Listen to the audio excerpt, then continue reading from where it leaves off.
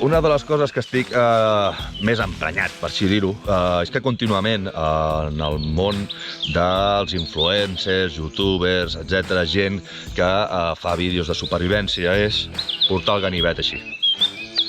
Si jo vaig per la muntanya amb la família, els nens, i estic fent un passeig, i veig sortir un tio per un camí amb un ganivet així, no em fa gràcia, perquè vaig amb els meus nens i tu el que estàs fent és ostentació d'arma. Sí, no cal. No, és que és per treure el ganivet ràpid. Per què? Què penses, que t'atacarà el grup dels conills bojos del bosc? No. És a dir, no cal realment portar el ganivet aquí. Tu el portes a la motxilla, el portes a la butxaca, el portes que no es vegui, quan l'has de fer servir el treus, el fas servir i el tornes a desar un altre cop. Per què? Perquè per la nostra comunitat, per la gent que realment ens agrada fer activitats a la muntanya, que ens agrada fer les nostres eines, que ens agrada aprofitar el que el bosc ens dona i treure-li un profit.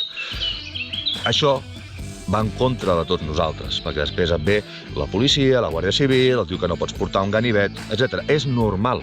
Ningú no vol tios que vagin per la muntanya amb el ganivet al pit. D'acord? Doncs va en contra de tots nosaltres. Així que, si us plau, quan aneu a la muntanya, el ganivet no és una arma, és una eina. Aquest concepte ja ho fa totalment diferent. D'acord? Fer servir el cap.